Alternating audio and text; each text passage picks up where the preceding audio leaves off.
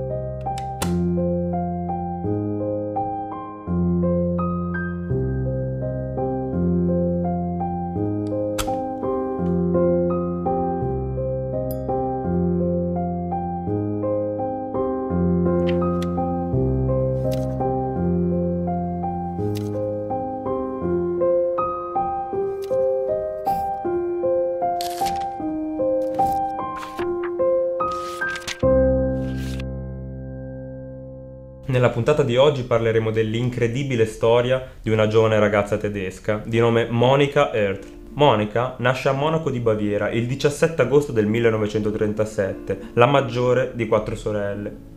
Il padre Hans, uno dei più celebri e promettenti cameraman tedeschi, lavora da anni con Leni Riefenstahl, regista, attrice, ballerina, particolarmente nota come autrice e protagonista di pellicole che facevano l'elogio dell'allora al comando regime nazista, nonché amica e stimata del Führer Adolf Hitler in persona. Il padre di Monika ha partecipato alle riprese del documentario nazista Olimpia, che faceva l'elogio delle prestazioni degli atleti ariani, e questo gli è valsa la riconoscenza dello stesso Führer che ha incontrato durante le prime del documentario. Hans però, seppur soprannominato il fotografo di Hitler, non condivide le posizioni del Führer né tantomeno della collega Leni, ed è anche per questo che negli ultimi mesi del secondo conflitto mondiale decide di scappare e di espatriare. Per farlo conta sull'appoggio della Gestapo, che prontamente gli assicura una via di fuga in Bolivia, nella comunità tedesca di La Paz, dove altri criminali di guerra nazisti e tedeschi scappati dal regime hanno trovato dimora. Ma torniamo a quella ragazza tedesca dagli occhi smeraldini. È il 1952, quando Monika, a 15 anni, ha la possibilità di riabbracciare il padre, trasferendosi definitivamente in America Latina.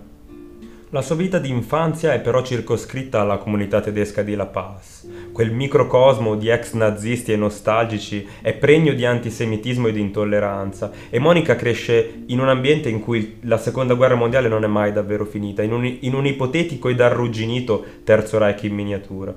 Monika saluta lo zio Klaus quando incrocia l'ex capo della Gestapo e criminale di guerra Klaus Barbie sul marciapiede. Il boia di Lione, come invece lo conoscono gli altri, ha usato le stesse vie di fuga del padre Hans, chiamate Ratline, le linee di fuga della Gestapo che portano in Bolivia, e in quest'anni è una sorta di leader della comunità tedesca di La Paz. È importante tenere in mente il nome di Klaus Barbie, perché sarà protagonista, come vedremo, dell'epilogo di questa storia. Sono persone come lo zio Barbie, con la loro ruvida visione del mondo, a far crescere Monika in maniera differente. È il sentimento di repulsione verso i dogmi e gli spigoli mentali della comunità, nonché la sua indole ribelle, a portare la giovane ragazza tedesca ad allontanarsi definitivamente dalla comunità tedesca di La Paz, e quasi per dispetto ad imbracciare tutt'altra ideologia rispetto a quella familiare. In prima istanza quella socialista, poi quella del comunismo con il mitra in spalla. Legge gli scritti di Che Guevara, ne segue le gesta, passa interi pomeriggi assopita negli scritti del rivoluzionario argentino, condividendone persino le virgole. La figura del medico col fucile che ha liberato Cuba e che ora non si accontenta di una posizione istituzionale ma continua la lotta, la esalta, stimola il suo ardente interesse politico. Secondo le dichiarazioni della sorella Beatrice, Monika in quegli anni adora il Che come se fosse un dio. Nel frattempo siamo arrivati al 1967, Monika è cresciuta, ha 30 anni, e il suo interesse per la causa rivoluzionaria è sempre più acceso. Queste divergenze politiche l'hanno allontanata dal padre, che anni prima l'ha cacciata di casa, ignaro che non l'avrebbe mai più rivista. Monika nel frattempo si è sposata con un ricco tedesco della comunità di La Paz, che non condivide le sue posizioni, anzi, desidererebbe una donna, una moglie, più simile a quella immaginata dal Führer durante il secondo conflitto mondiale rispetto alla giovane rivoluzionaria che si ritrova in salotto. Monica lo sa e non ha mai creduto in questo matrimonio. Sogna di evadere e di fare della militanza politica la propria ragione di vita. Il 9 ottobre del 1967 è passato ormai da 2 giorni, ma sulle prime pagine dei quotidiani la morte del suo profeta ancora non appare. L'11 ottobre, infatti, il quotidiano Presencia di La Paz, che Monica ha raccolto da sotto la porta, titola «Confermata l'uccisione del capo rivoluzionario Ernesto Guevara». A Monica trema il cuore in petto. Abbassando gli occhi vede la foto, il Che disteso senza vita su di un lettino, con al suo fianco i membri dell'intelligence boliviana. A raccontare le ore in cui Che Guevara ha perso la vita, sulle colonne del quotidiano è il colonnello Gary Prado Salmón, che dà una versione molto personale di quelle ore. Con un sorriso beffardo tra gli uomini fotografati attorno alla salma, il colonnello Prado, che sostiene di aver ucciso Guevara con una raffica di mitra durante uno scontro a fuoco alla Higuera, in Bolivia, ma anche il colonnello Roberto Quintanilla, colui che l'omicidio l'ha ordinato. Monica stenta a crederci, poi un impeto di rabbia, di vendetta. Ancora non conosce la storia delle ore che hanno portato alla morte del suo profeta e probabilmente non ne abbiamo una versione ufficiale nemmeno noi tuttora, ma decide di fare qualcosa. E quel qualcosa è di vendicare Ernesto Guevara. Vuole togliere la vita a colui che ha dato l'ordine di sparargli. Ormai la scintilla è accesa e il sentimento omicida cova nella mente della giovane ragazza tedesca sempre più. Nemmeno il passare dei giorni placa la sua intrepida sete di vendetta. Passano mesi, anni, quando nel 1969, al termine di una lunga notte insonne, Monica prende una decisione da cui non può tornare indietro, una decisione dal carattere definitivo. Prepara lo stretto necessario, rompe definitivamente con la famiglia e con il compagno tedesco ed imbraccia la clandestinità. Vuole diventare una guerrigliera, seguire le orme del suo profeta, custodendo sempre la propria sete di vendetta, il vero sentimento che la spinge alla lotta, forse anche più del dogma e della ideologia per cui combatte. Non ci vuole molto per entrare in contatto con i membri dell'esercito di liberazione boliviano, lo stesso per cui combatteva il Che, data l'animosità che spinge la giovane tedesca alla lotta clandestina. In pochi mesi viene istruita alla guerriglia ed inizia ad operare sotto falso nome, Emilia la rivoluzionaria. Il periodo di clandestinità non sembra turbare troppo la giovane ragazza tedesca, che scrive dopo 3 anni il primo messaggio al padre: «Non preoccupatevi per me, sto bene». Durante le estenuanti battaglie e le notti passate nella foresta, Emilia Monica conosce Inti Peredo, comandante della colonna dell'esercito di liberazione, precedentemente comandata da Ernesto Guevara in persona. Peredo è visto da tutti i guerriglieri come l'erede naturale di Che Guevara e gli occhi della giovane Emilia si posano dolcemente su di lui. I due si innamorano e vivranno una breve storia d'amore fatta di lacrime e passione. Passeranno soltanto poche notti insieme perché l'uomo che Emilia aveva visto nella foto che le ha cambiato la vita riesce, dopo un lungo scontro a fuoco, a catturare Inti. Inti Peredo, soprannominato dalla sua amata Monica il Cristo con il fucile, farà la stessa fine del Che.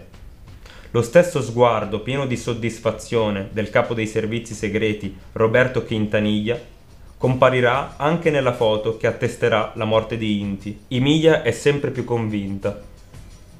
Saranno le sue stesse mani a porre fine alla vita di quell'uomo.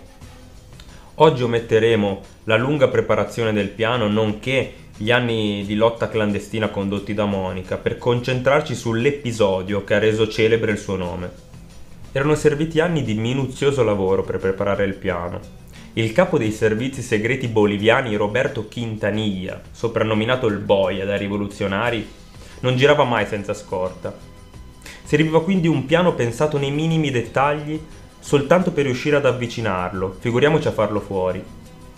Monica si era da subito proposta volontaria per compiere quest'atto, pur consapevole dell'esito suicida della missione. La sua sete di vendetta era maggiore della sua voglia di vivere. L'uccisione di Inti Peredo garantì una promozione al generale Roberto Quintanilla, che lasciò il suo posto di capo dei servizi segreti per dedicarsi al suo ambizioso e nuovo ruolo di ambasciatore boliviano ad Amburgo, in Germania, un paese che la giovane rivoluzionaria Emilia, Monica, conosceva alla perfezione. Alla fine di marzo nel 1971 una turista australiana con il passaporto falso parte dalla Bolivia e atterra all'aeroporto di Amburgo, in Germania. I guerriglieri dell'esercito di liberazione avevano pensato a tutto nei minimi dettagli. Monica infatti una volta atterrata in Germania si sarebbe spacciata per una turista, intenzionata ad ottenere un visto per visitare il paese sudamericano. Per averlo sarebbe dovuta entrare nella stessa ambasciata in cui lavorava Quintanilla ed entrare in contatto con l'ex generale. Durante le prime settimane in clandestinità, Monica, sotto falso nome, non destò sospetti e riuscì senza troppi problemi ad ottenere, nei primi mesi di aprile, un appuntamento con l'ambasciatore boliviano in Germania. Abitava in case occupate da sovversivi tedeschi e non destò sospetto. L'alloggio di Monica ad Amburgo era nello stesso quartiere dell'ambasciata boliviana, a 2 passi dal suo obiettivo. In questi giorni un intermediario della sinistra extraparlamentare tedesca avvicinò Monica, consegnandogli la pistola con cui compiere il delitto, a suo dire regalata da un compagno italiano, una Colt Cobra P38. Una volta consegnata l'arma, Monica era pronta e aspettò con impazienza i giorni che la separavano dall'appuntamento. Non vedeva l'ora di presentarsi davanti all'uomo che le aveva strappato dalla vita i suoi 2 più grandi amori, che forse, ai suoi occhi, erano sempre stati la medesima persona. Il 1° di aprile non tardò ad arrivare. Monica entrò nell'ambasciata con una borsetta e si mise a sedere senza fretta nella sala di attesa. Proprio mentre era seduta ad aspettare, davanti a lei passò il suo obiettivo. Roberto Quintanilla guardò l'attraente turista australiana e lei ricambiò con uno sguardo pieno di interesse. Non si conosce il motivo per cui l'ambasciatore chiese alla sicurezza di aspettare fuori. La leggenda vuole che il debole per le belle donne di Quintanilla lo abbia portato a compiere questo gesto, senza domandarsi troppo chi fosse quella turista australiana. Monica varcò la porta, sedette sulla sedia di fianco all'ex generale e lo fissò negli occhi prima di estrarre la P38. Soltanto un respiro e poi 3 spari. Roberto Quintanilla cade a terra senza vita. La moglie dell'ambasciatore provò a inseguire la giovane lungo tutti i corridoi senza particolare successo. Emilia si lasciò alle spalle soltanto 4 oggetti: la parrucca, la borsetta, la pistola con cui aveva sparato all'ambasciatore e un fogliettino scritto a mano: vittoria o morte. Uscì dall'ambasciata e si dileguò tra la folla.